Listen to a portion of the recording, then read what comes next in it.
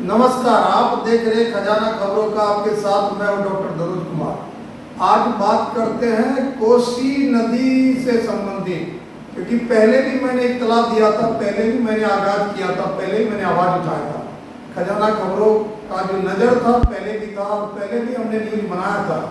लेकिन नवट्टा, जिसको नवट्टा बोलते हैं, नवट्टा प्रखंड में कोसी नदी का टूटा स्पर, 9 लखा गांव में टूटा स्पर यानी 77.74 स्पर्म टूटा। लगभग 1 दर्जन घर कोसी नदी में विलीन हो गया, लगभग 1 दर्जन घर। लेकिन आज जो मैं ये वीडियो बना रहा हूँ, क्योंकि मैं शासन प्रशासन से पहले भी कहा था कि आप अलर्ट हो जाइए, लेकिन शासन प्रशासन ने जब कोसी बैराज का 56 फाटक खोला गया था कुछ दिन पहले, तब भी प्रशासन शासन के लोग अलर्ट नहीं हुए थे। लेकिन इस बार फिर बैराज का फाटक खोला गया और पानी जो है औसत से ज्यादा पानी का बहाव हुआ, जिसमें ये तमाम स्पर्म टूट गया।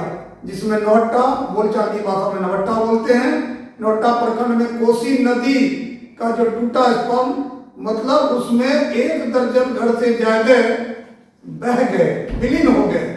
और ग्रामीणों ने ही फोन करके बिजली डिपार्टमेंट को कहा कि कम से कम लाइन काट दीजिए। वहां चीखते बिलखते लोग, छोटे छोटे बच्चे, माँ बहन बुजुर्ग, सब अपनी जान बचाने के लिए आवाज उठाते।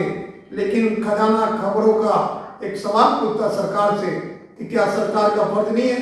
क्योंकि आज से कई सालों बाद जब भीषण बाढ़ आया था, जब हजारों जिंदगी पानी में समा गया था, तब सरकार ने वादा किया था। तब भी मुख्यमंत्री नीतीश कुमार जी थे और आज भी नीतीश कुमार जी है। क्या उनको इस चीज पर ध्यान देने की जरूरत नहीं है? क्या वहाँ जितने भी जरूरत की चीज है उसको उपलब्ध कराने की जरूरत नहीं है?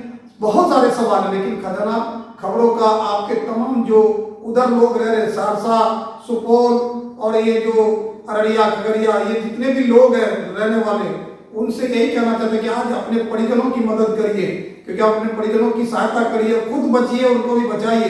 क्योंकि मामला जो है पानी का वो बहुत ही संगीन है, क्योंकि पानी का जो बहाव है बहुत तेज है और पानी जो फाटक, बैराज फाटक से आ रहा है उसका भी घनत्व बहुत ज्यादा है।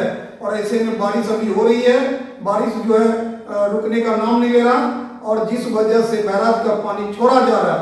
और जब बैराज का पानी छोड़ा जाता है तो ये जो मैंने नाम लिया, यहाँ पर आप देखिए कि 77.774 स्पर्म टूटा है।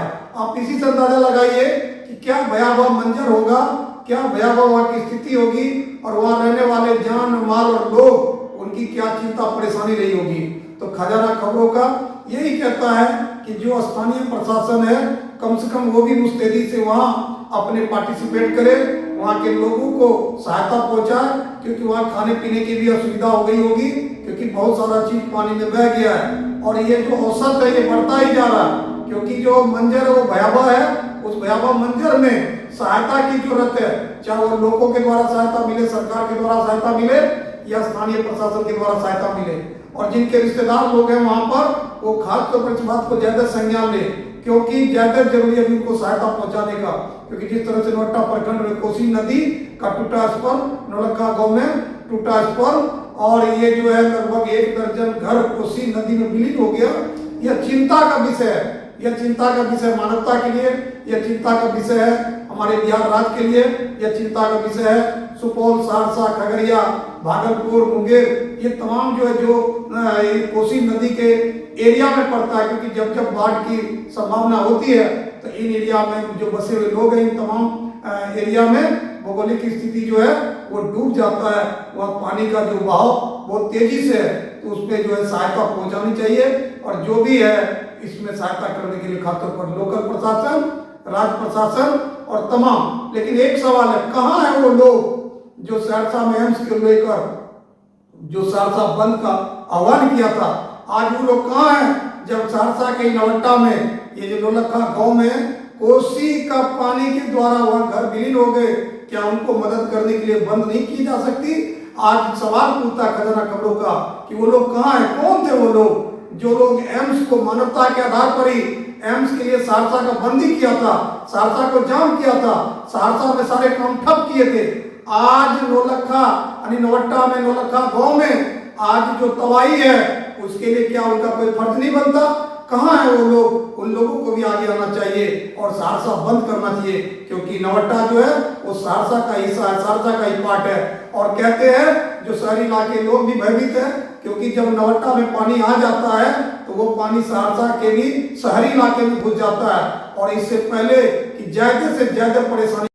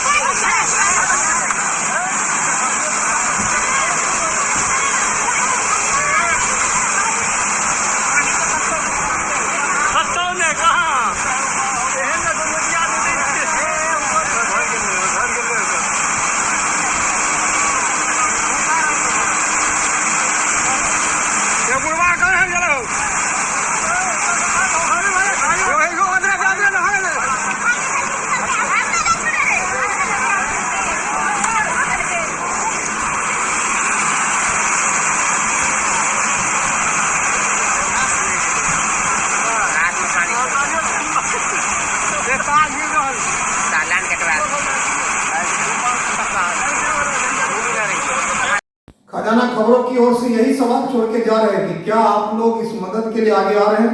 यही अपील के साथ अगर आपको यह वीडियो अच्छा लगे तो आप इसको शेयर कर सकते हैं, क्योंकि आज मैं ये नहीं कहूँगा कि सब्सक्राइब कीजिए, कमेंट कीजिए, मैं सिर्फ यही कहूँगा कि शेयर कीजिए, ताकि इस इलाके में रहने वाले तमाम लोगों तक जाए और वो लोग अपने बचाव के लिए खुद ही आगे आए।